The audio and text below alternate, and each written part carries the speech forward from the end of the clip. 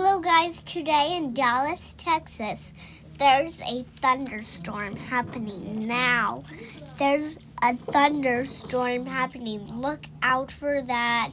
If you like going in your shelter while that happens, take shelter now. Just watch my video and you'll know the warning for Dallas, Texas.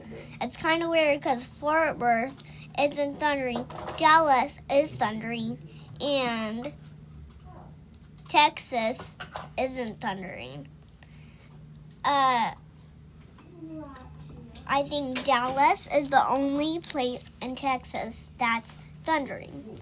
It's 79 degrees. That sounds like a thunder one. So please look out for that. Please look out if there's a tornado happening. Okay, bye.